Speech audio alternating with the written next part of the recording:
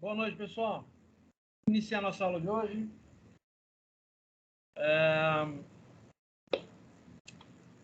Sistemas distribuídos. Uma disciplina muito boa, gosto muito dela. Extremamente interessante, extremamente informativa, dá para a gente trabalhar muita coisa, uma disciplina muito legal. Vamos lá? O pessoal vai chegando, vai se sentando, vai se organizando aí, pega uma pipoquinha, né? Pega um suco, tal, nada muito pesado, e vamos acompanhar a aula, beleza? Então vamos lá. Aula inaugural. Gente, essa aula de hoje está dividida em duas partes, tá? A primeira, eu vou explicar o que vai ser a disciplina e eu vou explicar para vocês o planejamento, né? As avaliações e as provas, tá? Na segunda parte, disciplina, material. Vamos entrar solando, tá bom? Lembrando, a aula está gravada e acredito que todo mundo aqui já sabe. Quem não sabe, nós temos vamos falar do WhatsApp, vamos falar do Google Drive, vamos falar da playlist no YouTube, do canal do professor lá no YouTube, tá bom? Então, essa aula está gravada e vai estar lá no YouTube também. Então, beleza, vamos lá? Bem, qual que é a ementa de sistemas distribuídos? O que a gente vai falar em sistemas distribuídos, tá? Fundamentos, classificações, conceitos, objetivos, aspectos de projeto, clientes e servidores, virtualização, containerização, conceitos de Docker, segurança, utilização de sockets e utilização de RPC, Remote Procedure Communication. Acho que é. Remote Procedure... Acho que é. Remote Procedure Connection. Remote Procedure Connection. Isso. É muita coisa para um professor só guardar. Desculpa aí. Vamos lá, então. Mas a gente vai discutir sobre isso durante o decorrer da aula. Então, fica tranquilo. O RPC aparece o tempo todo. Então, vamos lá. Como serão as aulas, tá? O horário de aula do professor. Sistemas distribuídos é uma disciplina AHMI, híbrida HMI nível 2. Quer dizer que tem material dela no portal de vocês, tá?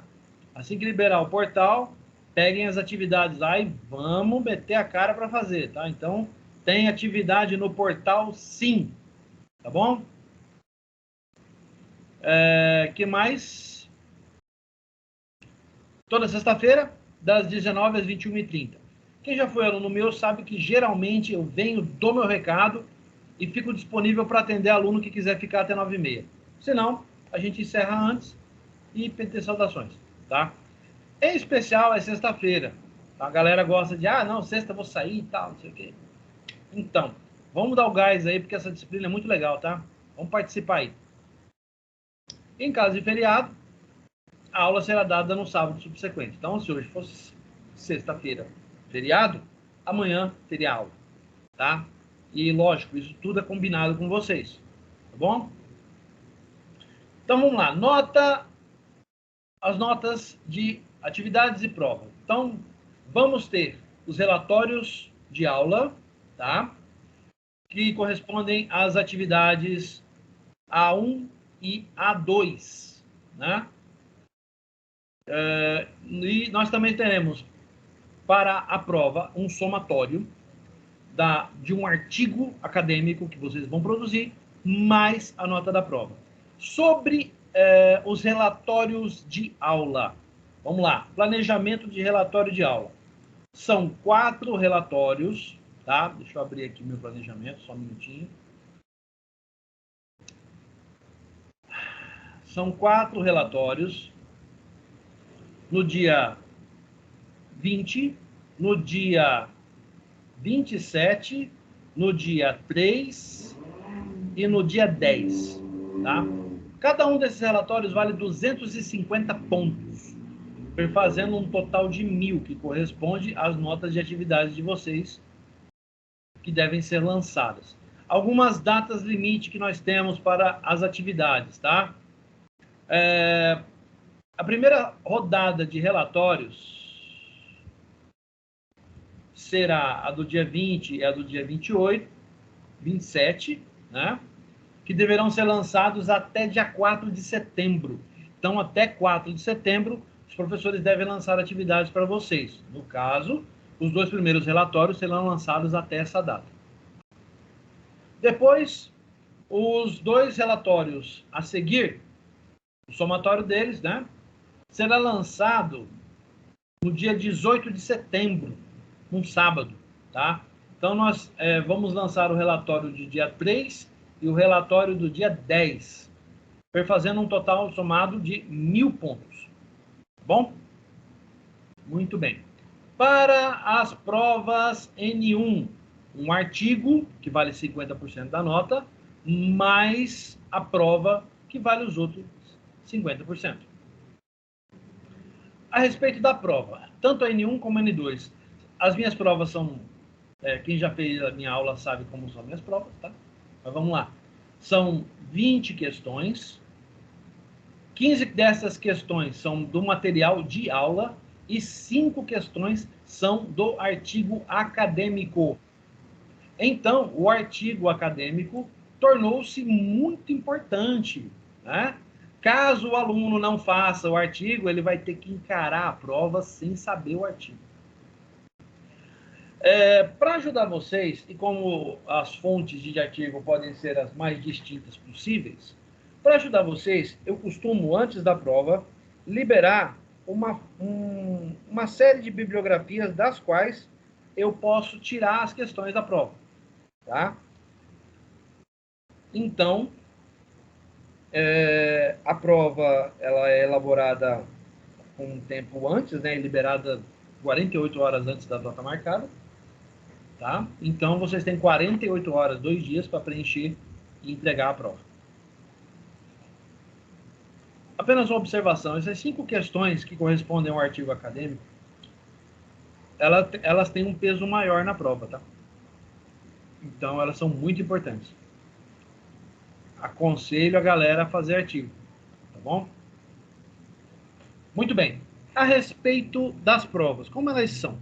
Quem já fez prova comigo sabe o padrão que eu adoto, mas vamos lá. São 20 questões divididas entre questões teóricas e práticas. O sistema distribuído tem questões práticas? Tem, mas somente na N2. A N1 é só teoria, tá bom? Todas as questões são baseadas em afirmações verdadeiras ou falsas, quer dizer, eu vou afirmar, eu vou colocar uma frase, e eu vou dizer assim embaixo, esta afirmação é verdadeira, ou está correta. E logo em seguida, você vai dizer se eu estou falando a verdade ou se eu estou mentindo. Se é verdadeiro ou falso. Cada questão da prova tem somente uma opção verdadeira em caso de múltipla escolha. Não tem múltipla escolha. Eu mudei o padrão, né, para adotar verdadeiro ou falso. Então, não tem múltipla escolha. Cada questão, atenção, tá? Cada questão avaliada como falsa deve ser justificada no gabarito. Caso o gabarito seja entregue com questões avaliadas como falsas e sem a devida justificativa, né, a questão será zerada. O que isso significa? Vamos lá. Está lá a prova, questão número 1, é verdadeira. Questão número 2, você olhou assim, ah, tá, é verdadeira. Questão número 3, é falsa. Por quê? De acordo com o fulano de tal, em sua obra, talalá, talalá, talalá, o mecanismo de RPC deve corresponder à troca de informações entre máquinas distintas do mesmo barramento local. Sendo assim, esta afirmação é falsa. Está justificado. Curto e objetivo. Sem delongas, sem uma redação, sem uma explicação que leva uma bíblia para eu ler. Não. Curto e grosso, direto ao ponto, sem enrolação. Tá bom? Beleza. Como todos já têm conhecimento, questões rasuradas ou marcadas com X, o cartão de resposta serão zeradas. Isso para questões que são em provas presenciais, tá? Aqui na web, o que pode acontecer? Prova que o gabarito que você envia para mim por e-mail. Pode acontecer o seguinte, de você mandar a prova tem 20 questões e você mandar 18.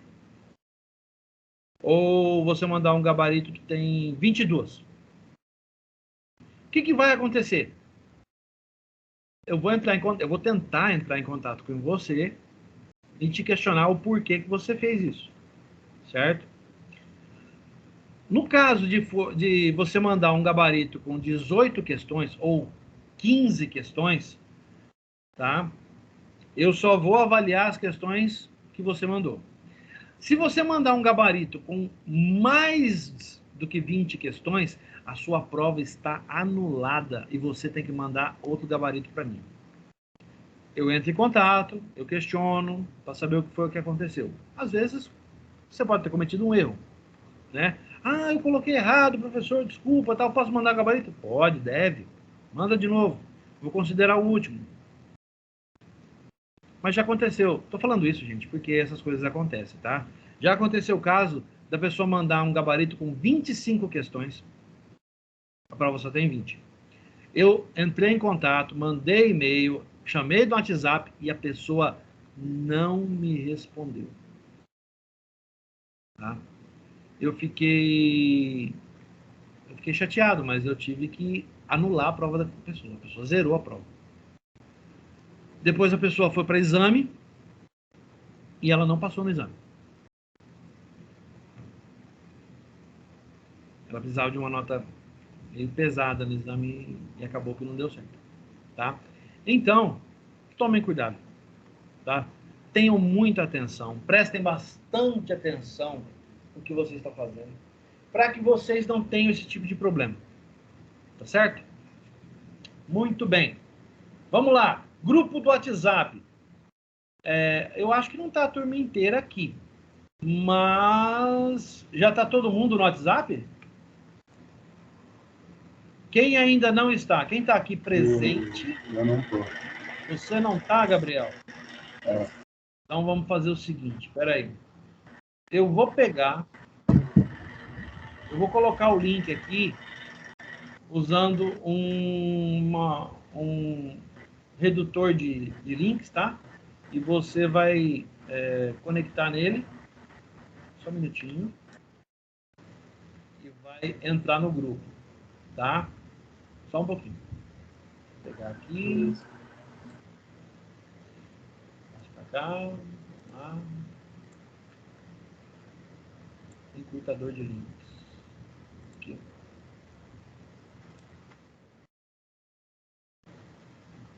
Beleza.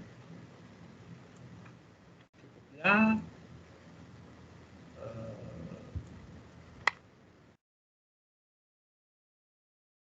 Aí, ó. Esse é o link, tá? Vamos lá, encurtador.com.br/DTX minúsculo CL maiúsculo.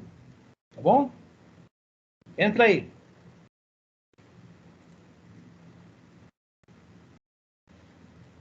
E por que é importante o grupo do WhatsApp? Eu não sei, acho que a maioria aqui pode ter tido aula comigo já, alguns sim, outros não, né? Então é bom salientar. Gente, no WhatsApp é que eu geralmente publico em primeiro lugar avisos, links para atividades, provas, anúncio de provas, né? Resultados das provas. Eu jogo tudo no WhatsApp, tá? Então, geralmente eu publico essas coisas lá e lá fica, tá? Eu deixo tudo lá disponível para que vocês possam acompanhar. Por que isso? Pelo mesmo motivo que a gente usa o Google Drive e pelo mesmo motivo que eu uso o YouTube. Eu tenho um canal no YouTube. Por quê? Tem aluno que tem problema de acesso ao portal. Não é verdade? Vários colegas de vocês têm problemas para acessar o portal, seja por um motivo ou por outro. Aqui o motivo pouco importa, tá? Então, eu não posso penalizar um ou outro aluno por causa disso, certo? Então, o que eu faço? Orientado pela própria professora Adriane, coordenadora do curso, eu organizei a seguinte metodologia. O grupo de WhatsApp são os avisos, divulgações que eu faço para a turma. O Google Drive é onde eu publico material. Lógico, tudo isso é publicado também no portal. Mas é onde eu publico material, é onde eu publico prova. Além do portal, também publico lá no grupo do Google Drive. Lá no link do Google Drive da turma, tá? E as minhas aulas ficam gravadas e disponibilizadas no portal e também ficam disponibilizadas no YouTube. Tá. Assim ninguém tem o que reclamar. Ah, eu não sei o que eu tenho que estudar. Ah, eu não assisti a aula do professor. Ah, eu perdi o vídeo. Ah, eu estou sem acesso ao portal, por isso que eu não vou fazer prova. Não. O professor já deixou inúmeros recursos para que vocês possam utilizar, certo? Então, nós temos WhatsApp, nós temos Google Drive, nós temos o YouTube. Então, a galera não tem do que reclamar. Tá certo? Beleza? Tá gravado a URL, se vocês quiserem, voltem aqui, pega no vídeo, tá? Quem é o líder da turma?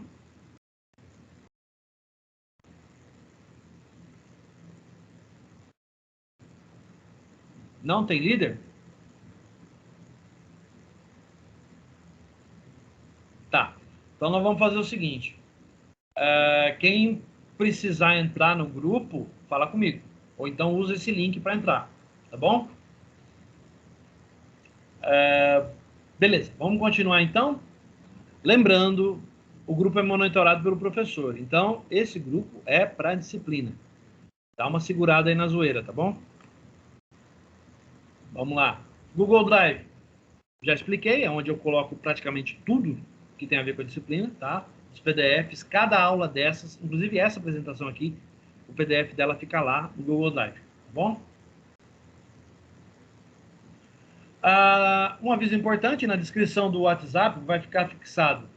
Tem lá, o que tem? O e-mail do professor, tem o link para o Google Drive dessa disciplina e tem o link da playlist das aulas gravadas lá no YouTube.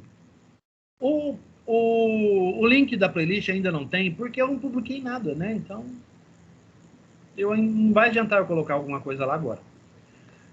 Assim que eu publicar essa aula de hoje, já vai ter o link lá disponível. Vocês vão poder acessar e assistir a aula por lá. Tá joia? Aqueles que forem inscritos no meu canal, basta prestar atenção lá nos lançamentos que vai aparecer. Joia? Então tá, ó. Papel, caneta na mão, gente. Tema do artigo para a N1. O caminho que parte da arquitetura monolítica e leva até a arquitetura de microserviços. Vamos entender. Do que trata o artigo? Vocês vão escrever, vocês vão pesquisar, né? Tá lá, ó. Sobre arquiteturas monolíticas, o que são, para que servem, como são usadas, com exemplos.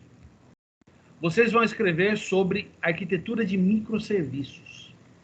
O que são, como funcionam, como são organizadas, e para que servem, com exemplos. Vocês vão pesquisar fatos e personagens históricos dos dois modelos de arquitetura. E vocês vão correlacionar os temas com a disciplina. A gente fala muito das duas o tempo todo. E vocês vão elaborar ideias de como aproveitar as características dos temas para a melhoria e evolução da TI, certo? E, conclusão, vocês vão falar sobre propostas futuras e principais ideias e conceitos que poderão ser implementados futuramente. Em outras palavras, gente, vocês vão pegar arquitetura monolítica, arquitetura de microserviços, vocês vão falar sobre uma, com exemplos, vocês vão falar sobre outra, com exemplos. Vocês, se encontrarem fatos ou personagens históricos das duas, por favor, coloquem. Depois, vocês podem até fazer um comparativo entre as duas, dizendo qual das duas, qual é melhor, uma que a outra, certo?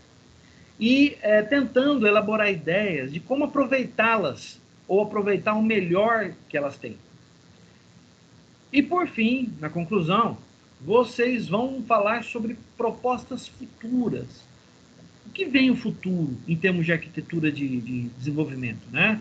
Hoje a gente tem arquitetura monolítica, trabalha mais com legado, e arquitetura de microserviços, que é a coisa mais atual. Mas e o futuro? O que o futuro reserva? Certo? Um artigo bastante interessante. Regulamento para esse artigo. Vamos lá? Redigir o texto com clareza e objetividade, tendo em mente que pode ser lido por pessoas que não sejam da área de TI. Atenção a esse fato.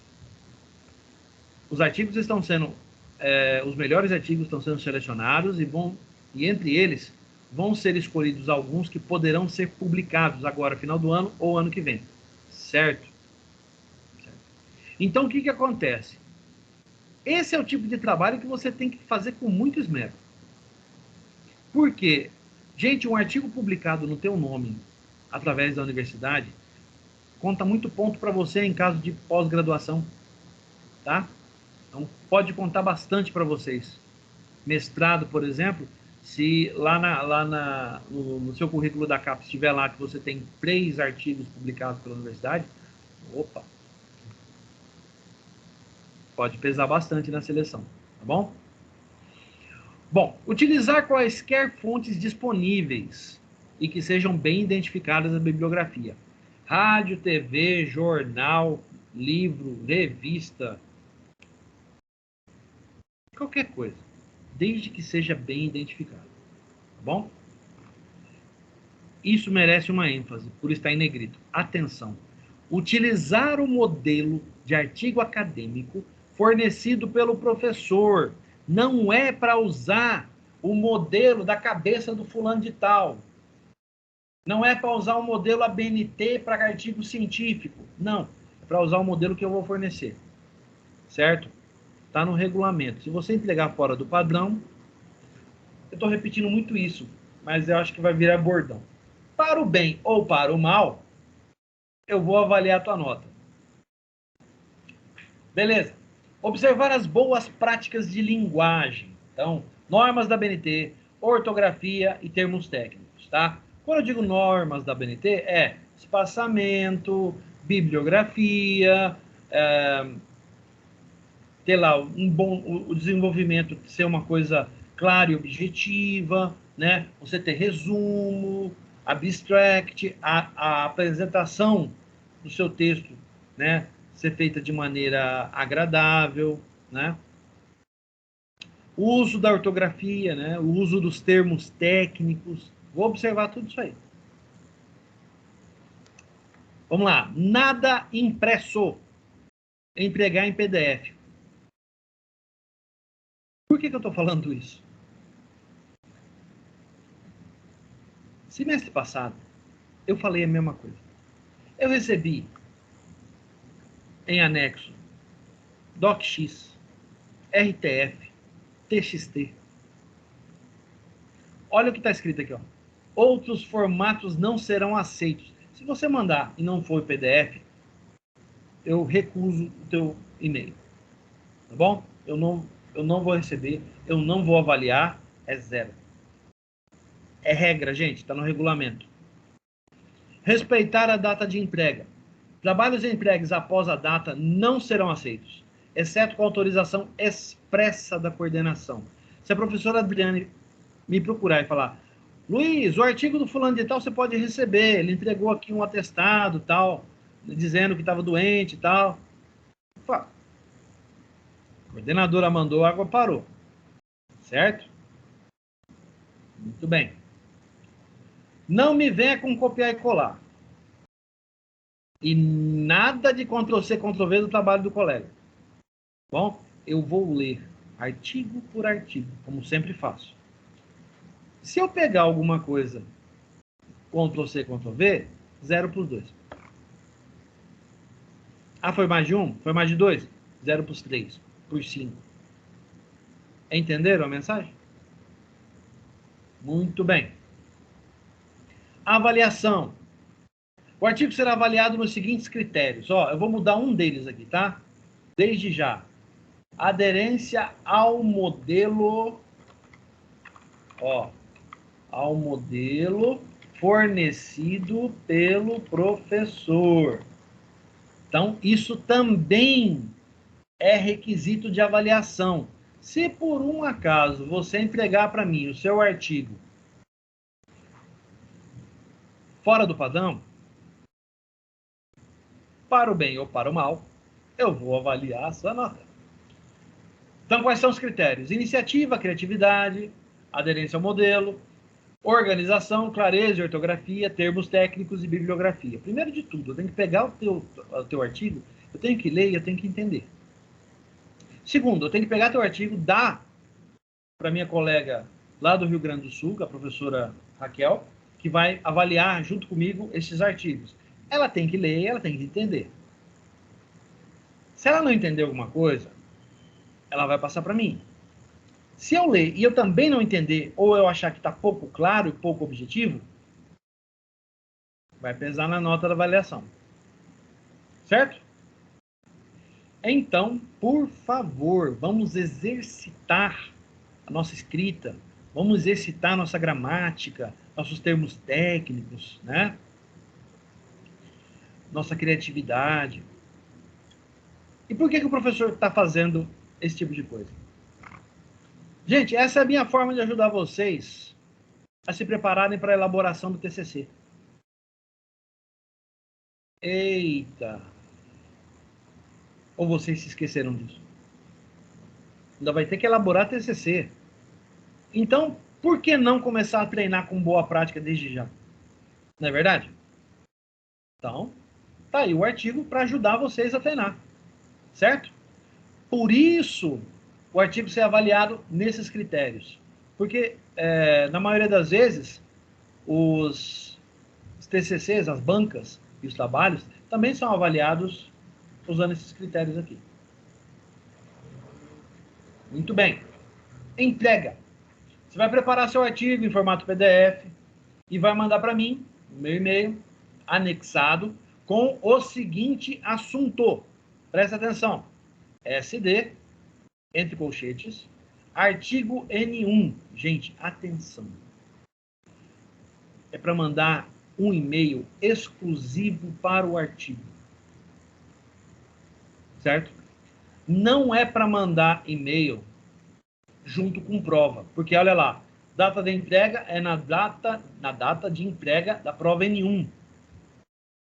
Se a prova é para o dia 10, ela foi liberada dia 8. Então, a partir do dia 8, você pode entregar seu artigo. Muito bem. Mas a prova é enviada em um e-mail e o artigo é enviado em outro e separado, certo? Anexado. Ah, professor, eu não posso mandar no mesmo? Não, não pode. Tem que ser separado, certo? Vai cair num lugar diferente. E eu vou ter que pegar teu artigo, vou pegar teu e-mail e encaminhar para a professora Raquel, da Federal do Rio Grande do Sul, que está me ajudando, tá? Talvez eu até fale com a minha outra colega, professora Marília, lá da Federal de Santa Maria, né? Que, de vez em quando, ela me ajuda nessa disciplina aqui também. Semestre passado me ajudou muito. Preciso conversar com ela. Mas eu acho que também vou passar para ela ajudar a avaliar também. Então, tem que ser no e-mail em separado. Joia? Se mandar junto, eu não aceito. Tá certo? É regra. Tá no regulamento. Tem que cumprir. Alguma dúvida sobre o artigo? Uma pergunta, professor. Pois não, André. Entrega. Eu não posso mandar antes do dia da entrega da prova, então. Posso antecipar. Pode. Mas aí é responsabilidade tua. Positivo. Você assumiu o risco. Mais alguma dúvida, gente?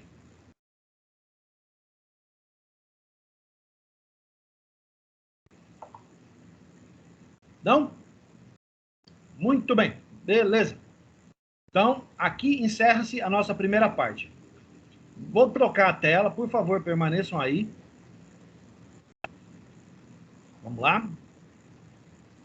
Só um instantinho. Minimizei. Maximizei. Excelente.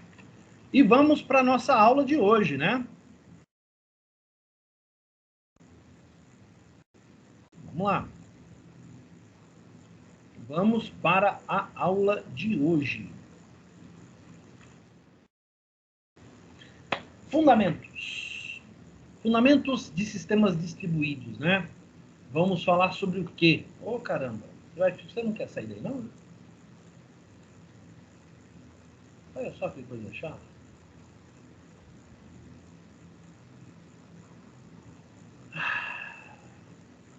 Tem hora que o Teams encrenca com a gente que eu vou falar. Vamos lá. O que a gente vai falar? Vamos falar alguns conceitos sobre sistemas distribuídos. Vamos falar sobre redes de computadores e integração de sistemas computacionais. Lembrando que essa aula deve produzir um relatório de aula, o qual vocês vão me enviar. Nesse relatório, nós teremos também, vai acontecer durante o decorrer da aula, o que eu chamo de questão do professor. É um questionamento que eu faço para vocês, é uma questão que faz parte do relatório, mas que o enunciado não está no relatório, tá certo?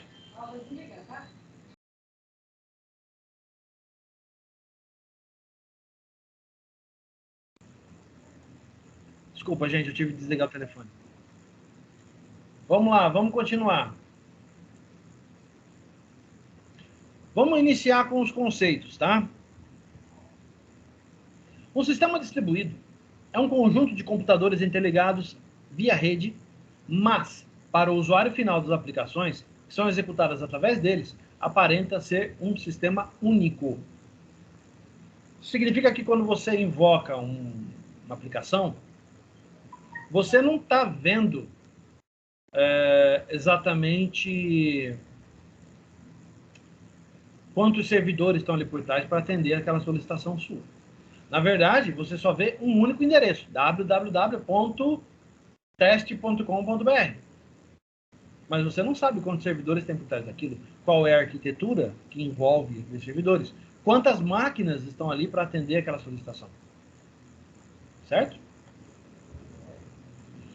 Um de seus principais aspectos é que os computadores que fazem parte dos sistemas distribuídos têm um funcionamento independente, ou seja, cada um age por si próprio e muitas vezes os sistemas e os hardwares dessas máquinas são totalmente diferentes, mas ainda assim eles aparentam ao usuário serem uma coisa só. Esses computadores estão ligados por meio de rede, o que possibilita seu funcionamento de forma distribuída. Importante. As principais aplicações e sistemas da atualidade utilizam o modelo de sistemas distribuídos. Então, estamos falando de algo que é muito utilizado e amplamente divulgado na TI. Esse conceito faz com que o sistema não dependa apenas de uma máquina, mas toda a carga do ambiente estará distribuída entre várias máquinas. Então, é importante assimilar que os sistemas distribuídos ocultam o conjunto de máquinas que o fazem funcionar, aparentando ser algo único. Beleza. As mais diversas redes sociais que utilizamos hoje, com conteúdo multimídia, são exemplos de sistemas distribuídos, assim como sites de pesquisa e plataformas de vídeo online. Exemplo não falta: YouTube, Netflix, Amazon Prime, Disney Plus, todos eles são sistemas distribuídos. Você não percebe, mas eles são. O que mais? Facebook, Instagram, Twitter, TikTok, que agora virou moda ter um TikTok lá. Eu não tenho TikTok, tá?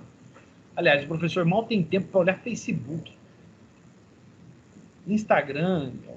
Nossa, maioria do meu tempo livre eu uso no Facebook para tentar, no YouTube, para tentar acompanhar notícias, assuntos que me interessam, assuntos acadêmicos, coisas do tipo. Então, eu não tenho tempo livre assim para Facebook e Instagram, é muito difícil. Eu gostaria de ter, mas não tem. Aliás, poucos de nós temos, né? Nossas vidas ultimamente andam bastante corridas. Em especial em tempo de pandemia. Muita gente fala que tá muito difícil para mim na pandemia, estou enfrentando muita dificuldade no trabalho e tal. Então,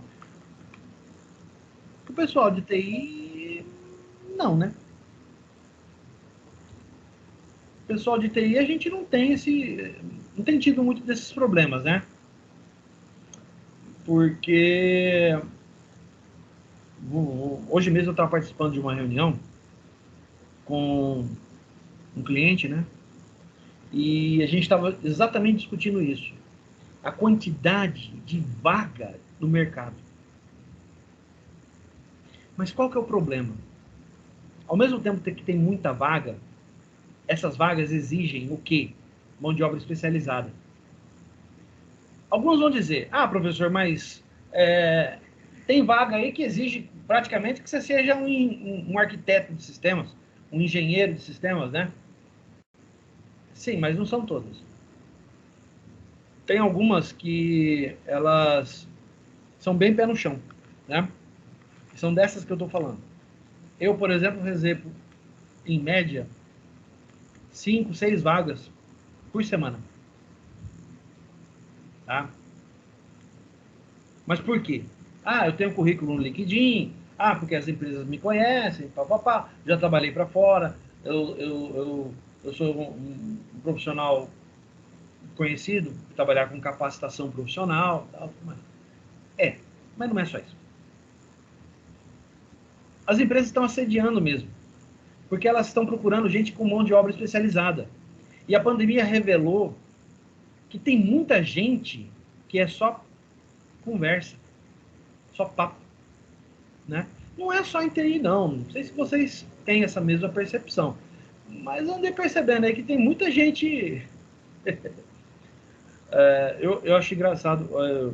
Tem um colega, ele usa umas expressões um pouco. Posso fazer uma ponderação, professor? Pode, fica à vontade, André, por favor. Eu fiz uma entrevista recentemente, consegui a vaga, e era de estágio, né?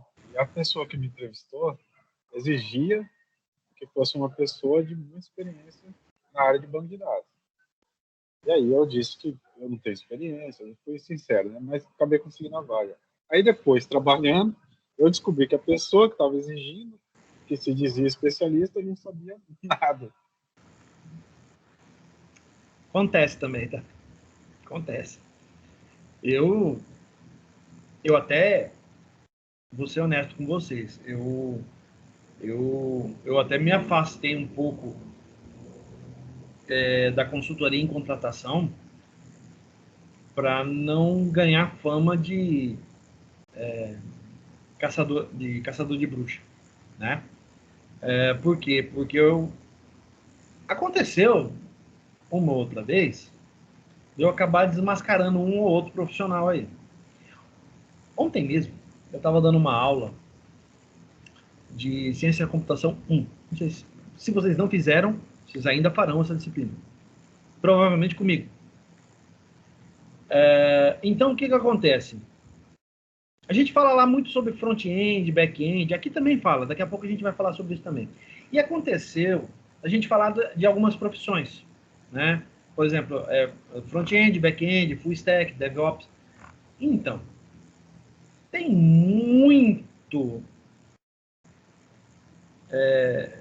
Vou usar uma frase de uma amiga minha, né? Tem muita chapeuzinho se vendendo como lobo mau, né? Tem. E a pandemia, isso, não sei o que aconteceu, mas na pandemia isso aí escancarou, né? Não, eu faço, eu pinto, eu bordo, eu apareço. Quando você vai ver. Meu Deus do céu. Vou contar um caso rapidão para vocês. De vez em quando eu tenho esses off-topic, tá? Liga não. Vamos lá. É para animar a aula. Vocês podem contar também, viu? Não é só eu não. Pode abrir o microfone e falar aí. Esses tempos atrás, um colega chamou uma empresa de lavagem de carro. Essas que diz que lava seu carro a seco.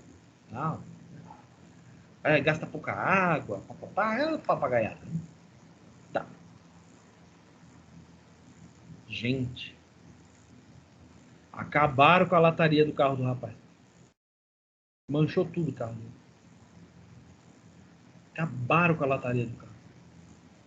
Aí, sério, fez umas manchas grandes, assim, sabe? Parece que a impressão que dá é que ali ele passou água de bateria, sabe? Para quem não sabe, é uma excelente maneira de manchar uma pintura. E era um desses caras que se vendia na internet com uma empresa com anos de... Anos, porra nenhuma. O cara foi atrás, né? Foi investigar e tal. O cara tinha... A pandemia, o cara abriu um negócio. Anos de experiência. Tem muita chapeuzinho se vendendo como lobo mau.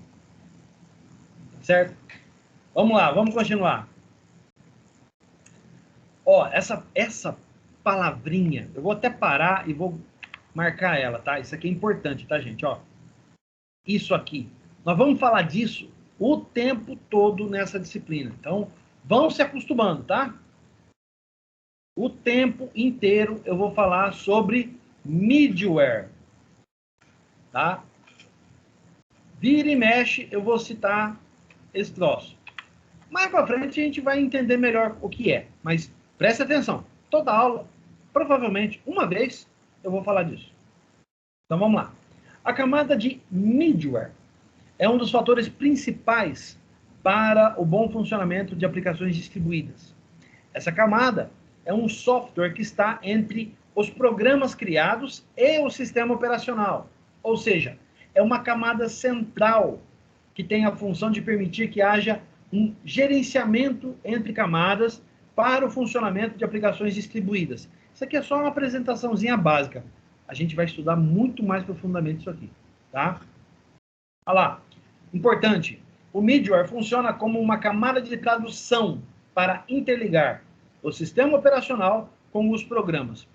Deixa eu procurar aqui no Pai Google para ver se a gente acha uma imagem boa de middleware. Espera aí.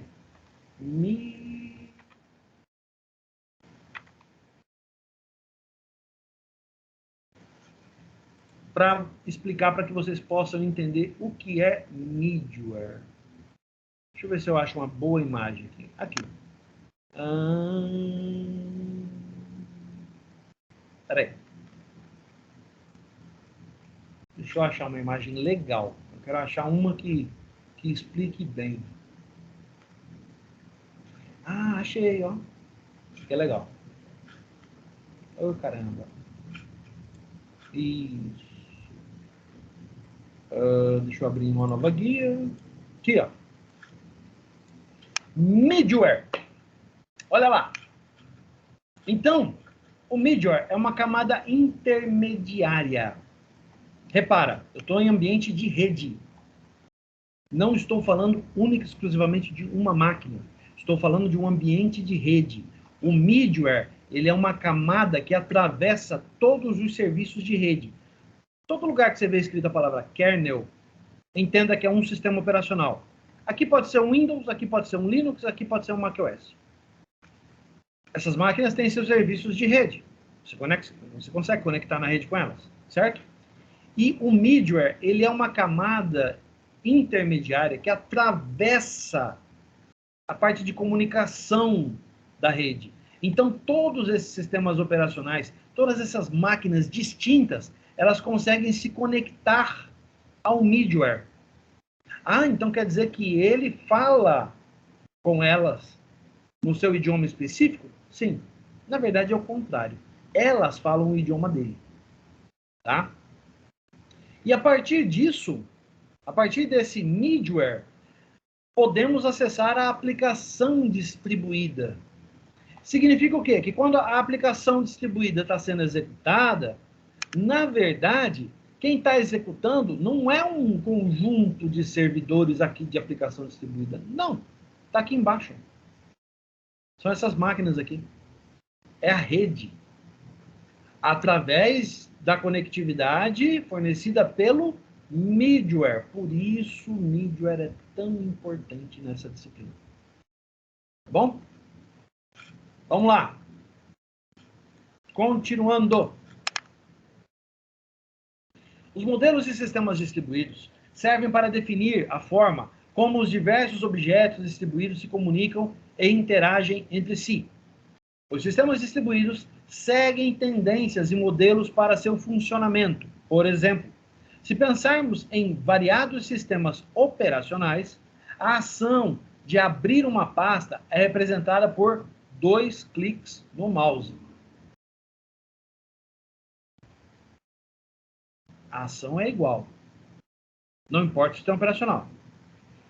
Se você está no Mac, dá 2 cliques no mouse em cima de uma pasta, ela abre. No Linux, mesma coisa, na parte gráfica, né? E no Windows, mesma coisa, lá no Explorer. Ou mesmo no desktop. Né? Beleza. Quando trabalhamos com sistemas distribuídos, temos objetivos claros a serem alcançados em nosso sistema com a sua criação, a saber, quais são esses motivos, quais são esses objetivos. Primeiro, disponibilidade alta e fácil acesso ao sistema e todos os seus recursos, tanto pelas máquinas que fazem parte do sistema distribuído, como pelo usuário final. Ocultar ao usuário que os recursos do sistema de nosso sistema são distribuídos, sendo essa uma característica muito importante. A parte de ocultação dele, né? O usuário só vê o método, a página, ele não vê o que está correndo por trás. O sistema distribuído deve ser aberto, ou seja, deve facilitar a inclusão de novas máquinas e recursos no ambiente em funcionamento. Não estou falando de open source. E sendo assim, esse sistema pode ser expandido facilmente. Continuando. Vamos exercitar um pouquinho a imaginação. Vamos imaginar que queremos ver a página de notícias esportivas de nosso time do coração em um portal de notícias X, qualquer um, que segue o modelo de sistemas distribuídos. Sendo assim, a página acessada está sendo fornecida por um conjunto de 4 servidores que, para o usuário final, vão aparentar ser algo único. Legal. Pensando nisso, uma das funções dos sistemas distribuídos é que, mesmo que algum dos 4 servidores que estão mantendo essa página no ar esteja desligado, os outros devem assumir sua função, dividindo a carga, e o conteúdo deve estar no ar e o sistema em funcionamento. Isso é o que nós chamamos de redundância. Certo? 4 servidores ligados, atendendo solicitações de um site específico, baseado em aplicação distribuída. Se uma dessas máquinas cai, as outras 6 sustentam o site. Se 2 caem, 2 sustentam o site. Se 3 caem, 1 sustenta o site. O problema é se essa cair, cai tudo. Entenderam? Muito bem. Redes de computadores. Acredito que vocês já tiveram essa disciplina com o professor Alan. Por isso que eu não vou perder muito tempo com isso, não. Uma rede de computadores nada mais é do que um conjunto de sistemas de computadores e outros dispositivos conectados entre si por meio de um sistema de comunicação. As redes de computadores permitem a troca de dados entre computadores e dispositivos de hardware e software. As redes de computadores mais conhecidas são a internet, a intranet de empresas e a rede local doméstica, a rede que você tem em casa. Graças ao desenvolvimento das redes de computadores, hoje é possível a comunicação via e-mail, videoconferência e mensagens instantâneas, o compartilhamento de arquivos, informações e programas de software e o uso compartilhado de impressoras, por exemplo. A arquitetura de computadores, de rede de computadores, é um conjunto de camadas de protocolos de rede. Mais precisamente, é a interconexão lógica e física de todos os elementos, desde a geração de um sinal até a sua terminação. Os dispositivos interconectados com a internet pública são conhecidos como sistemas finais e não são compostos apenas pelas CPUs de computadores domésticos, mas também por uma variedade de equipamentos, que incluem celulares, notebooks, sistemas de automação residencial e outros aparelhos eletrônicos, por exemplo. Esses sistemas finais se conectam e percorrem uma rota ou caminho que passa por cabos, ondas e fibras óticas, e também por computadores de pacotes, tais como roteadores, hubs e switches. Enquanto o primeiro é o meio físico responsável pela transmissão em si, o segundo encaminha os pacotes até o seu destino.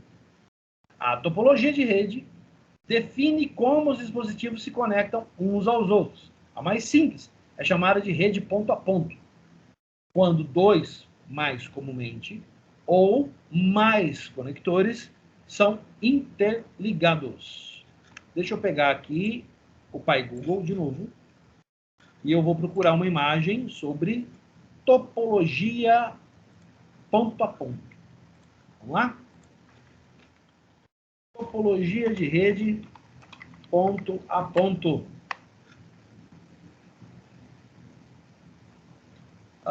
Aqui.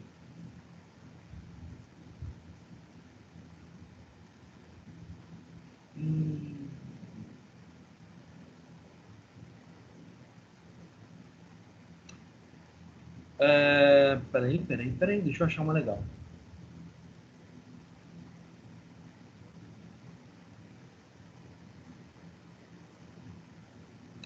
Aqui. A gente vai falar dessa outra daqui a pouquinho, então eu já vou colocar ela aqui, que aí vocês vão conseguir entender. Essa aqui é legal. Ponto a ponto ou peer-to-peer também, né? Nossa, pequeno demais, peraí. Acho que isso aqui dá para enxergar. Olha lá, ó. Ponto a ponto ou peer-to-peer, tá? Todo mundo conhece a informação. Ela transita por todas as máquinas da rede. Certo? Muito bem. Continuando. Também existem redes em barramento, quando todos os computadores se ligam a um mesmo barramento físico de dados, em anel, que consistem em estações conectadas em um circuito fechado, e em estrela, quando toda a informação passa por uma estação central que distribui o tráfego. Ele está falando disso aqui, quer ver? Ó? Só um pouquinho. Eu quero pegar um em português. Em português. Aqui, achei. Em português.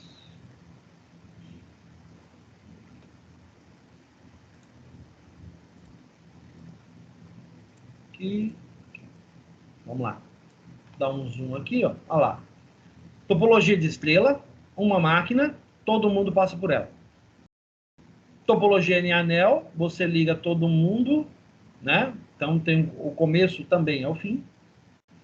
A topologia em barramento, onde você constrói o barramento e todas as máquinas ficam conectadas a esse barramento.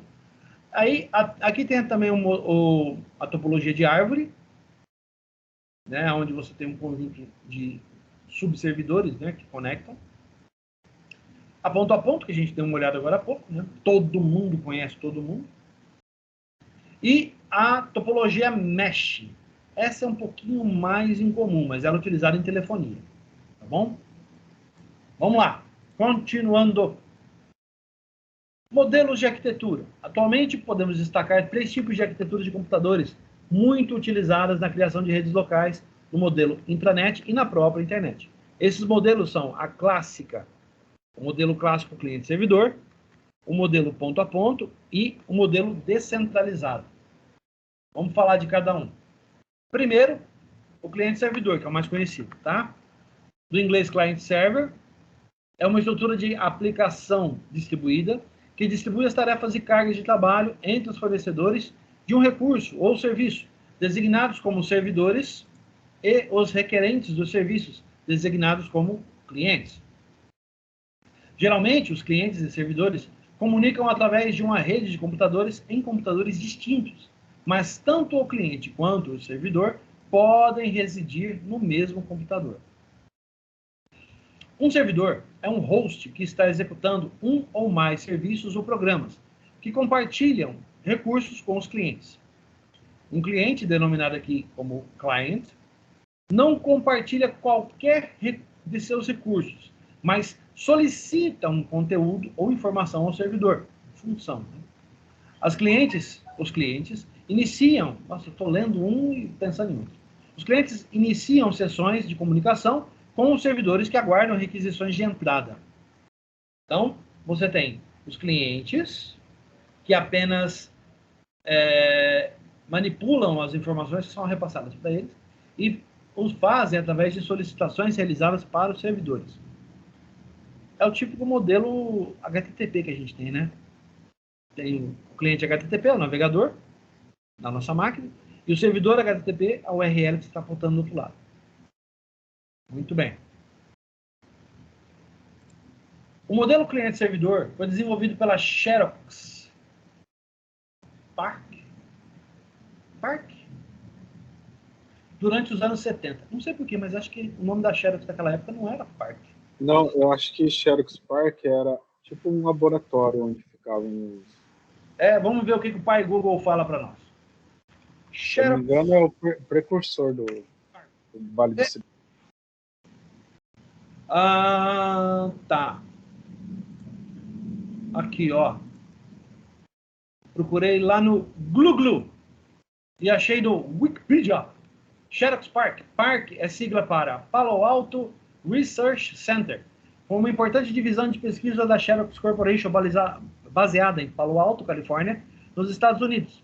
O PARC foi fundado em 1970 e transformou-se em uma companhia autônoma em 2002. Ele é famoso por ter sido o berço de invenções como a interface gráfica de computadores, a GUI, ou GUI, utilizada pela Apple Computer no Macintosh e popularizada em seguida por outros sistemas operacionais. Leia esse aqui, Windows. Muito bem.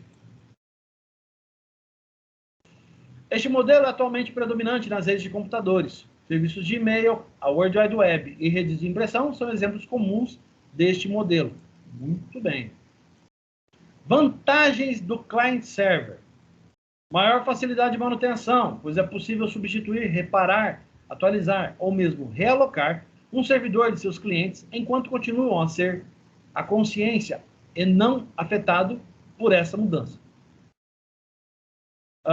Todos os dados são armazenados nos servidores, que geralmente possuem controles de segurança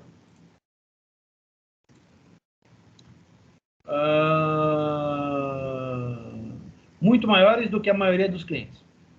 Os servidores podem controlar melhor o acesso a recursos para garantir que apenas os clientes com credenciais válidas possam aceder e alterar os dados. Joia. Desvantagens. Clientes podem solicitar serviços, mas não podem oferecê-los para outros clientes, sobrecarregando o servidor, pois quanto mais clientes, mais informações que irão demandar mais banda. Então, quanto mais cliente, mais informação, exige mais banda de navegação, certo?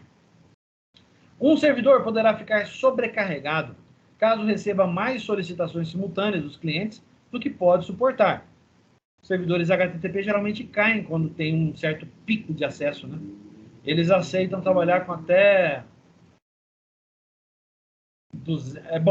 geralmente 250 conexões simultâneas. Acima disso, um único servidor começa a dar problema. Por isso, o que a gente faz? A gente coloca uma arquitetura distribuída e coloca quantos servidores HTTP precisar. Certo? Este modelo não possui a robustez de uma rede baseada em peer-to-peer ou ponto a ponto. Certo? Por quê? A rede ponto a ponto pode ter sem número de máquinas participantes. Um bom exemplo de rede peer-to-peer. Alguém sabe me dizer?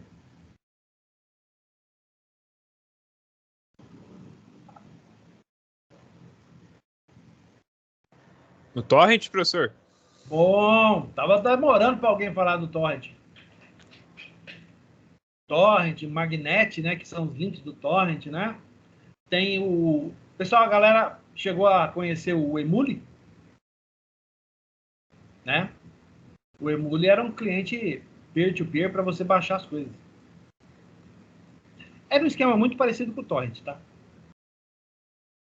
Fez muito sucesso para baixar música. E filmes, e jogos, e aí vai, né?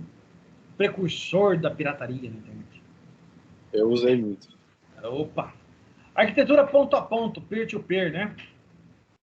em sua forma abreviada, refere-se a redes de computadores que usam uma arquitetura distribuída. Em redes ponto a ponto, todos os computadores e dispositivos que fazem parte delas são chamados de pares, e eles compartilham e trocam cargas de trabalho. Cada ponto em uma rede ponto a ponto é igual aos outros pontos. Não há pares privilegiados e não há dispositivo de administrador primário no centro da rede. O objetivo principal das redes ponto a ponto é compartilhar recursos e ajudar os computadores e dispositivos a trabalhar de forma colaborativa, fornecer serviços específicos ou executar tarefas específicas. Vantagens do peer-to-peer. Não há necessidade de comprar um servidor caro. A máquina na sua casa já serve. Cada usuário gerencia seu próprio computador, o que significa que não há necessidade de um gerenciador de rede. Os usuários não precisam ter nenhum conhecimento técnico, pois a configuração é feita por meio de assistentes no software. O Torrent é o melhor exemplo deles, né? Uma rede peer-to-peer pode ser configurada em residências e pequenas empresas. No entanto, cada computador deve ser mantido individualmente. Tem menos tráfego de rede do que uma rede cliente-servidor. Muito bem. Desvantagens. Os usuários não podem fazer backup de arquivos e pastas de forma centralizada. Isso não existe. Cada computador pode ser acessado por outros computadores, o que retarda o desempenho do usuário. Os arquivos não são organizados centralmente em uma área compartilhada específica. Em vez disso, eles são armazenados em computadores individuais. Consequentemente, pode ser difícil localizar os arquivos se o proprietário do computador não tiver um sistema de arquivamento lógico. Cada usuário individual é responsável por garantir que vírus não sejam introduzidos na rede, e há pouca ou nenhuma segurança além das permissões. Eita! Arquitetura descentralizada. A arquitetura mais recente, a partir dos anos 2000, pode ser vista como uma arquitetura híbrida entre cliente-servidor e ponto a ponto.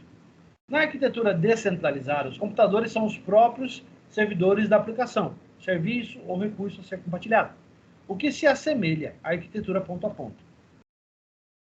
Entretanto, diferentemente do que ocorre na arquitetura ponto a ponto, o estado da aplicação, por exemplo, os valores atuais das variáveis utilizadas em tal aplicação, é replicado em todos os computadores da rede, de maneira que exista um consenso entre eles nessa rede.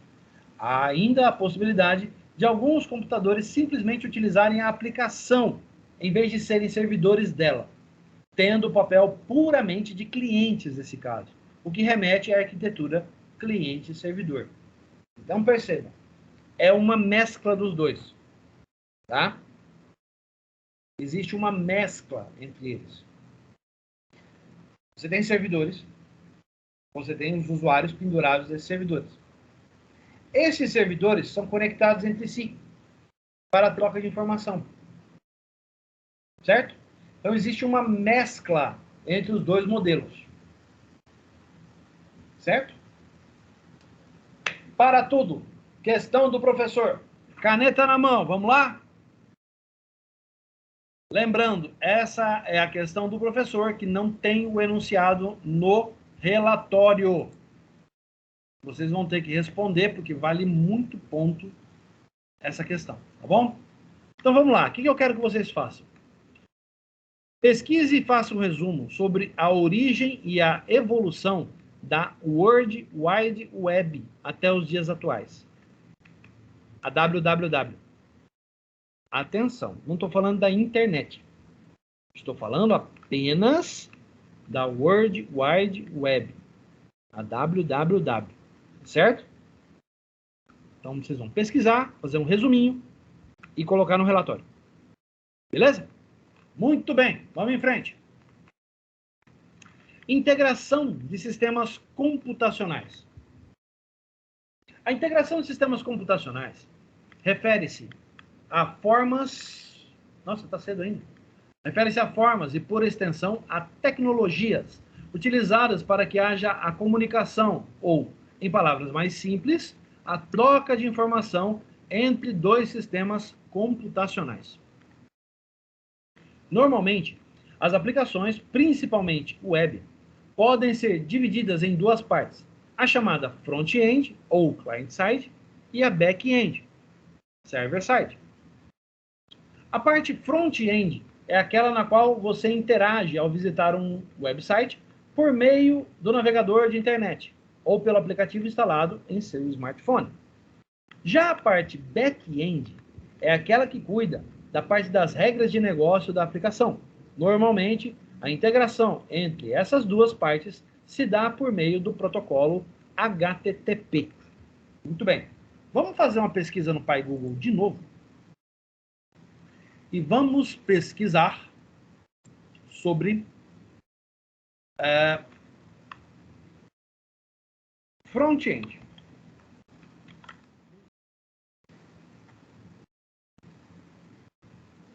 Vou pegar outras definições, tá? Eu não quero abrir um material de CC1 para vocês, porque é um material muito longo, muito extenso, eu não quero esticar muita aula, tá bom? Vamos pegar aqui, deixa eu ver...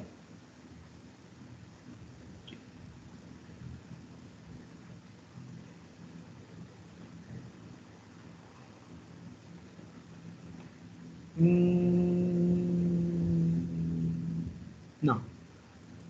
Muito longo. Eu quero algo mais curtinho.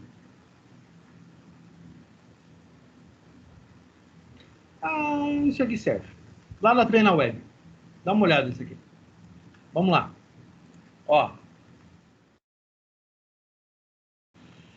Vamos dar uma entendida aqui. Ó. Apesar de suas diferenças, os desenvolvedores de front-end e back-end se completam na maioria dos casos. E principalmente quando o assunto é desenvolvimento web. Qual que é a diferença entre as duas áreas? Vamos ver, rapidão, tá? Resumindo. Front-end. Desenvolvedor front-end é responsável por dar vida à interface. Trabalha com a parte da aplicação que interage diretamente com o usuário. Por isso, é importante que esse desenvolvedor também se preocupe com a experiência do usuário.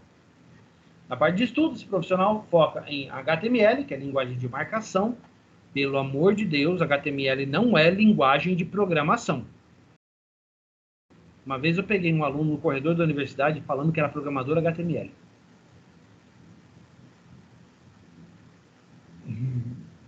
Perguntei para ele como é que ele fazia para compilar o HTML dele. Pensa alguém que gaguejou até não querer mais. Vamos lá. HTML, linguagem de marcação. CSS, linguagem de estilo. E JavaScript, linguagem de script e programação. Muito bem. Deixa eu ver. Para o CSS, JavaScript. Para o CSS, JavaScript. Há bibliotecas e frameworks que alguns profissionais se especializam, como Angular, Vue.js, Bootstrap, Sass, etc. Nos últimos anos, esta área também viu a introdução de outras linguagens e pseudolinguagens, como TypeScript e CoffeeScript, que podem ser utilizadas de acordo com as necessidades da aplicação. Caso você esteja interessado em ingressar nesta área, um estudo complementar como teoria de cores e design gráfico podem ser diferenciais. É comum alguns profissionais de front-end trabalharem mais com a parte criativa e artística da aplicação, assim como também há os que possuem um perfil mais voltado ao back-end, mesmo atuando como front-end. Esses possuem mais familiaridade com programação e suas nuances. Um tipo de perfil não invalida o outro. Importante.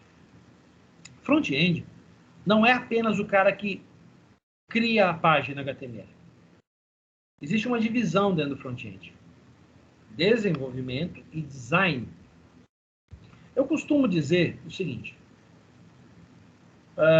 O desenvolvimento pode ser feito por qualquer um. Mas o design, com todo respeito, é papel de mulher. Porque elas têm mais sensibilidade que nós, homens. Vou contar uma historinha.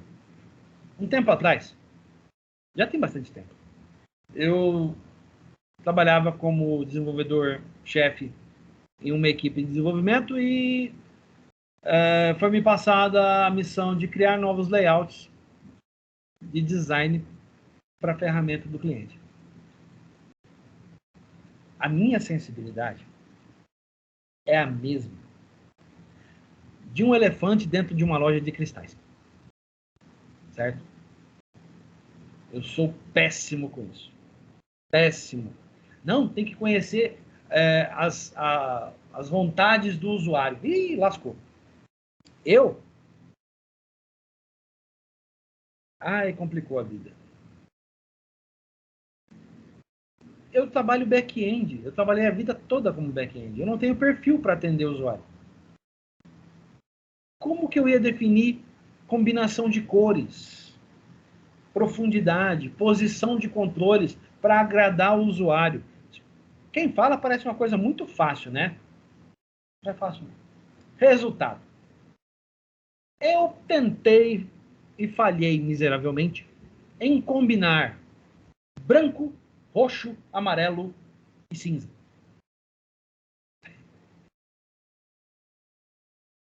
Roxo e amarelo.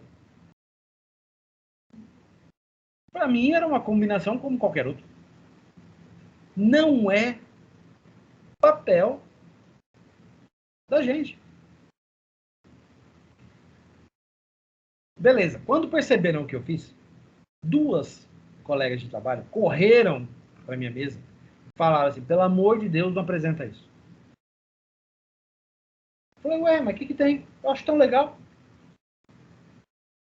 Né? Aí uma delas falou uma coisa bastante engraçada. Ah, se você achou legal, então você vai gostar de usar a cor azul banana? Eu falei, tem?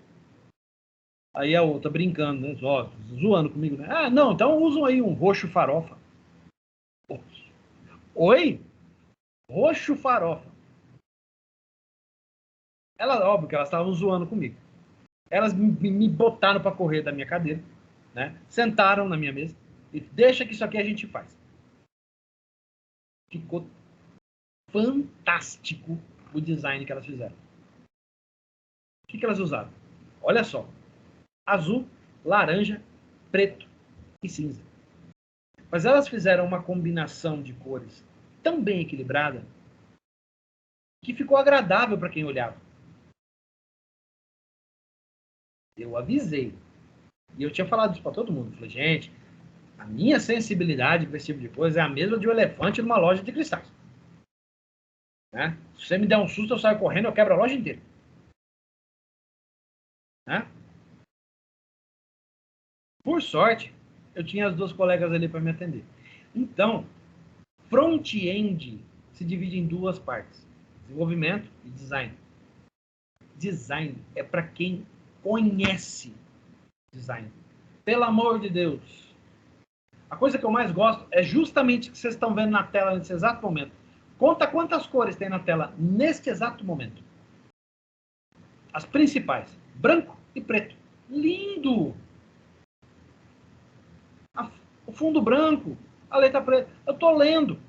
Tá bom. Para mim tá ótimo. Tem gente que não gosta disso. Não curte isso aqui.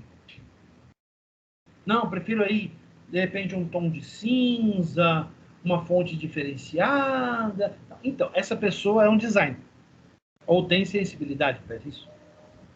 Eu?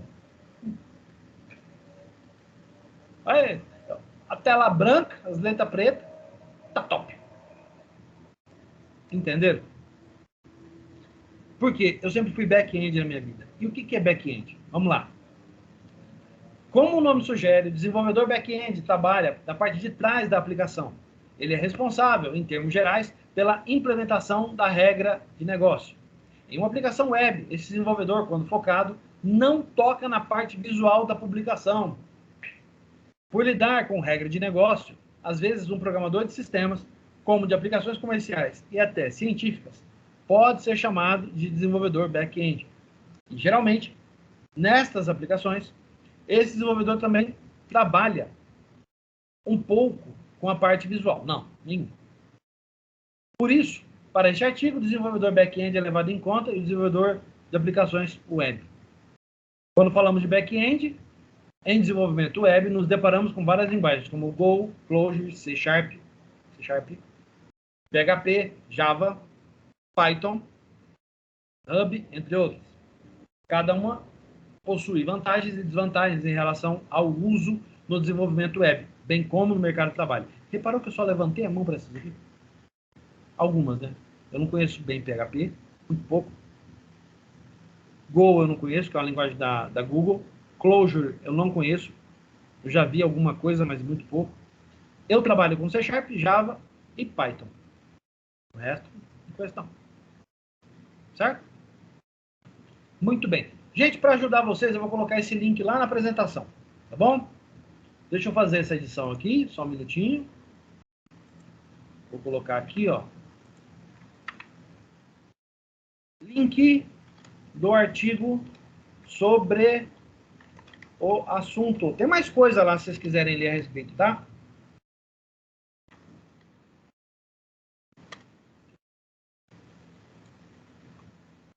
Deixa eu mudar a quebra aqui, fica bonitinho, ó.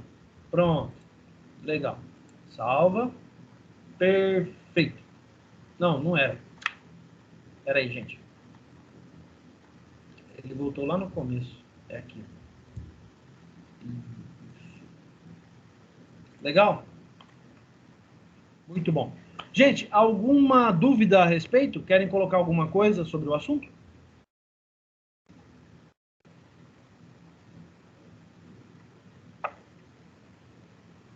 Só tenho uma dúvida mais sobre o artigo. Sobre o artigo? O modelo você vai disponibilizar para a gente aonde? Vou disponibilizar no Google Drive. Beleza. Bom? Fala, Gabriel. Não. Era praticamente a mesma coisa que ele perguntou, então tá bem de boa. Era sobre o formato do artigo que a gente podia se mudar. Ah, tá. Vai tá disponível daqui a pouquinho lá no Google Drive, tá bom? Outra coisa que eu queria ver é que, por exemplo, se eu fizer o artigo antes, eu teria, a opção de pedir uma consultoria, algo assim, antes da entrega? Peraí, eu não entendi. Repete, por favor. Assim, deve ser ventilador. Eu tô me aproximando da caixa para te ouvir. Fala. Tá. Vamos supor, se eu termino o artigo antes de entregar a data, né, da data de entrega, no caso, que é a N1. Isso. Se eu quiser, te mandar para uma análise, tem essa possibilidade? Para um conselho, algo assim? Olha, a gente tem, tá? Eu, dentro da disponibilidade que eu tiver, eu dou uma olhada. Uhum. Tá bom? Beleza. Vocês vão perceber que o modelo do artigo é bem tranquilo. Inclusive, tem dois arquivos, tá? É um PDF que mostra como ele fica no final. E, de quebra, o professor está dando um DocX de presente para vocês. Então, o DocX já é o modelo que vocês vão usar, tá? Deixa eu mostrar para vocês como é o modelo de artigo, para vocês não terem dúvida. Eu vou mostrar o PDF, tá? Olha só. Esse aqui é o modelo. Olha lá. O título, o autor, professor orientador, né? Sou eu. A disciplina, nesse caso aqui era sistemas operacionais, aqui sistemas distribuídos. Curso Ciência da Computação, Uniderp. Não tem símbolo, não tem nada, tá vendo? Limpo. Um resumo, o mesmo resumo em inglês. Palavras-chave, né? Palavras-chave em português. Se você quiser colocar keywords em inglês, pode colocar também. Então, aqui você coloca embaixo do resumo. E depois do abstract, você coloca keywords. Tá? E aí, como é que é o artigo? Ó, a introdução, aí vem o texto. Tá vendo? Daqui, ele salta para cá. Ó, tá vendo? Beleza? Aí daqui, ó, ele vem para cá e aqui ele continua. Tá vendo? Esse é o modelo de arquivo em colunas, né? Eu acho que se vocês procurarem na internet, vocês vão ver vários arquivos PDF escritos dessa forma. Tá bom? Aí, ó, como é que é a separação de capítulos, né? Ó, é apenas por título, não tem numeração, tá vendo? Ó. Separação por título apenas, não tem numeração.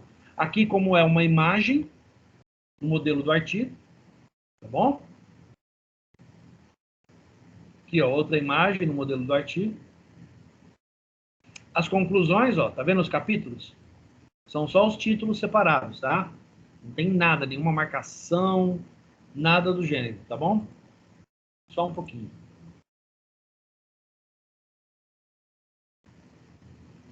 Wesley, ainda não.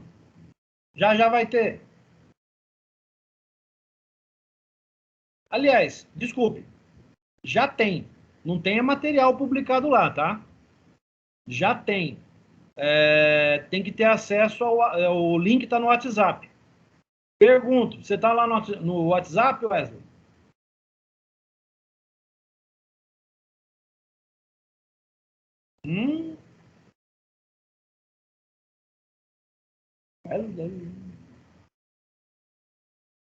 Não. Legal. Sorte que eu deixei isso aqui salvo, né? Espera aí. Olha o link aqui, Wesley. Entra lá.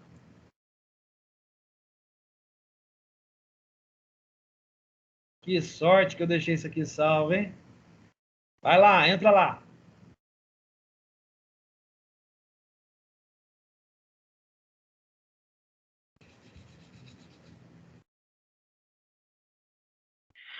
Ô, professor, Uhum. eu queria saber sobre a pergunta. Como vai ser colocado? Ah, peraí, eu vou chegar lá. Aguenta aí. Vou chegar lá. Tô esperando só o Wesley entrar aqui. Ah, legal, entrou, beleza. Continuando. Esse aqui é o modelo, então, do artigo, vai estar disponível para vocês. Tem um docx escrito desse jeito, tá? Vai estar lá no Google Drive para vocês olharem. Tá bom? Então, vamos lá, ó. Chegou o momento Chloe da aula. A Chloe é aquela pequenininha que traz o relatório de aula. Enunciado do relatório. Vamos lá? Primeiro, antes de tudo, mas não menos importante, tem uma questão de pesquisa para vocês colocarem também no relatório. Pesquisar como funciona a comunicação entre computadores por meio de rede, desde seu início, e relacionar essa evolução em seu relatório. Você pode, uma dica, você pode descrever como funcionava a comunicação entre computadores em tempos primordiais, como, por exemplo, entre os computadores do modelo ENIAC, lá de 1946, pós-Segunda Guerra Mundial, o primeiro computador do mundo, ou entre computadores do modelo IBM 360, são um pouco mais evoluídos, era da década de 70. Bom? Então, essa questão de pesquisa tem que estar no relatório. E o enunciado do relatório é esse aqui, ó. Vamos lá. Baseado nas experiências desta aula, escreva seu relatório assinalando do que trata os seguintes tópicos. Na ordem que está aqui, tá? Presta atenção. Vocês vão falar os fundamentos, os conceitos que nós discutimos, sistemas distribuídos, né? Redes de computadores, a integração de sistemas computacionais. Em seguida, a questão de pesquisa. Você vai responder ela. Gente, coisa pequenininha. Não precisa escrever uma redação, não, tá? Coisa pouca. 3, 4 linhas resolve. E, por último, a questão de aula do professor, que está gravada em vídeo. E para quem perdeu, volta lá e assiste o vídeo, procura a questão. Tá bom? Não tem enunciado a questão do professor. Ela é só no vídeo. Muito bem. Você vai preparar seu relatório. No corpo do e-mail, atenção, não é para anexar nada. Vou dar uma dica. Você vai abrir o Notepad++, ou qualquer editor que você goste, tá? Por exemplo, você está usando o Sublime, você está usando o CarWrite, você está usando o Gedit, você está usando o que você quiser, tá? Até o bloco de notas do Windows mesmo. Beleza. Você vai redigir seu relatório aqui, tá? Aí você vai copiar o relatório, você vai abrir o Outlook ou o cliente de e-mail que você usa e vai colar o seu relatório lá. Então você vai vir aqui, vai copiar e vai colar lá. Certo? Professor, eu posso escrever diretamente lá no Outlook? Pode. Só não use formatações, tá bom? Ah, eu coloquei o texto centralizado. Não precisa fazer nada disso. Tá? Eu não vou estar avaliando estética. Eu vou estar avaliando organização e conteúdo. Certo? Muito bem. Então, nada de copiar relatório do colega. Se eu pegar relatório duplicado, para o bem ou para o mal, eu vou avaliar a sua nota. Então, nada de cópia. Sejam originais, vão estudar. Esse negócio aqui é importante. Essa disciplina aqui é importantíssima para vocês. Tá bom? Terminou de redigir seu relatório? Vai no campo do assunto do e-mail e coloca isso aqui, ó. SD, entre colchetes, atividade 2021-08-20. A data de hoje, ao contrário. Você vai entregar isso até às 11h59 da noite, do dia 22 de agosto, domingo. Ah, você tem um final de semana para escrever o relatório. Certo?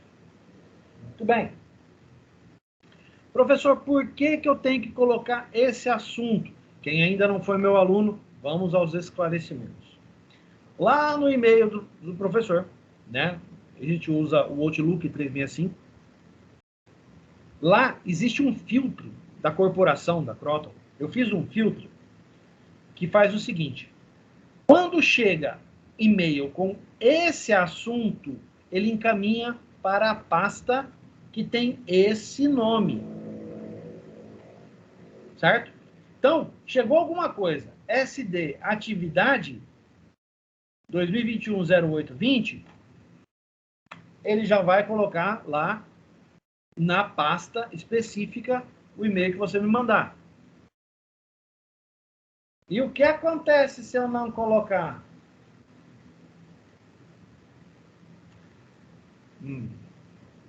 Se você não colocar o assunto adequado, corre risco do seu e-mail ir parar no lixo eletrônico ou na lixeira. A pasta de lixo eletrônico do professor, eu mudei esse semestre. Eu fiz o seguinte. Tudo que... Perdão. Eita. Faltou ar. Vamos lá. Tudo o que cai na pasta lixo eletrônico do professor, dentro de 24 horas, vai para a lixeira. E o que está na lixeira, daqui 24 horas, é excluído. Então, se por um acaso você mandar seu relatório sem esse título, eu programei o meu e-mail para que tudo que chegue sem os devidos assuntos adequados cai no lixo eletrônico. E aí eu tenho 24 horas para abrir a pasta de lixo eletrônico para dar uma olhada. Geralmente, eu não faço isso. Eu recebo muita porcaria e cai tudo lá. Então, o seu relatório, que é algo bastante importante, se tiver com um assunto adequado, vai cair na pasta correta. Certo? Porém, se você não colocar o assunto adequado aqui, vai parar no lixo eletrônico. E em 24 horas vai para a lixeira. Na lixeira, depois de 24 horas, é excluído. Aí amanhã depois, quando eu lanço as notas de relatório, me aparece um cidadão falando, professor, mas eu mandei o relatório. Tudo bem, tira um print do envio do relatório e manda para mim. Tem que ser um print do envio. Você vai abrir seu cliente de e-mail, enviados, localizar o e-mail e tirar um print e mandar para mim. Aí eu vou olhar o seu print e vou procurar esse campo aqui, ó. Se eu não achar, é sinal que você mandou para o lugar errado. Ou então, você mandou, mas caiu na pasta errada. Por quê? Não está com o assunto correto. Não tem esse pontinho, tá? É só o colchete para frente. Deixa eu corrigir isso aqui, que já teve gente que mandou e-mail com um assunto, tá? Eu faço isso porque eu já vi muito isso acontecer, tá, gente? Por isso que eu falo. Então, esse é o enunciado do relatório. Pergunto. Alguma dúvida? No princípio, estou bem tranquilo. Beleza? Professor, então Ah. vai pegar, fazer o relatório no bloco de nota, pegar e colocar do e-mail, colocou lá e colocou esse assunto e enviar no e-mail do senhor, pronto. Isso. Pode ser bloco de notas, não pode ser o Word, tá, Mike? Não pode ser o Word. Ah, professor, mas por que não pode ser no Word? Porque se você copiar do Word dentro do seu e-mail, vai a formatação do Word. Quando o seu e-mail chegar para mim, o Outlook 365 vai bagunçar tudo o seu e-mail. Porque o meu e-mail está configurado para texto, não para HTML. Quando você copia do Word e cola dentro do Outlook, ele cola em formato HTML. Resultado. Seu relatório vai vir para mim tudo esculhambado. Eu não vou entender nada. Professor, Oi. qual informação que tem que estar? Tem que ter o nome da gente, turma, essas coisas? Sim, o carimbo, né? Seu nome, o curso, semestre e o nome da disciplina. É o carimbo, né? Esse é o carimbo de identificação de vocês. Da Colocar, prova... colocar na parte de cima, né? Igualzinho que tá da prova? Isso, exatamente. Igualzinho. Beleza? Mais alguma coisa? Não, tá bom, é só aí, só pega do bloco de nota, cola no negócio do e-mail, pronto, aí envia pro senhor. Isso, Mark. Alguém mais tem mais alguma coisa? Só uma pergunta. Ah, Eu coloco o carimbo, coloquei o carimbo, aí embaixo eu coloco fundamentos, aí eu começo conceitos, 2 pontos, aí eu escrevo, aí tá, pulo uma linha, aí eu coloco rede de computadores, 2 pontos, escrevo o que é que o senhor quer, pronto na outra linha, integração de sistema de computadores, 2 pontos, pronto até chegar ao final. isso. Básico, objetivo. Beleza? Beleza, professor. Muito bom. Alguém tem mais alguma dúvida? Rapidinho, professor, na questão de pesquisa pode ser bem sucinto ali, de 3 ou 4 linhas mesmo. Pode. 3, 4 linhas no máximo. Resumão mesmo, tá? E se deixar, dá para escrever um livro com isso aí. E a questão do senhor também pode ser assim, resumida? Pode. E também dá para escrever um livro também. Beleza? Muito bem. Qualquer dúvida, eu estou à disposição pelo WhatsApp, basta me chamar. Então, em nome... Vamos no encerramento da aula. Está aqui meu e-mail. Tem no WhatsApp também, tá? Lá na descrição do grupo tem meu e-mail. Mas a maioria aqui acho que já tem, em algum momento deve ter feito prova comigo e tal. Tá aí meu e-mail. Muito bem. Então, em nome da Uniderp e da Croton, eu agradeço a presença de todos vocês. Espero que todo mundo esteja vacinado, pelo menos primeira dose, tá? Vamos se cuidar. A pandemia está aí. Não é porque tomou vacina que está tudo de boa, né? Eu fui vacinado, já tive tudo quanto é reação. Não virei jacaré. Estou aqui até hoje. Joia? Muito bem, então. Vou ficando por aqui. Grande abraço, tudo de bom para vocês. Até a próxima aula, gente. Até a próxima, professor. Falou, bom final de semana. Valeu, boa professor. noite. Falou. Valeu.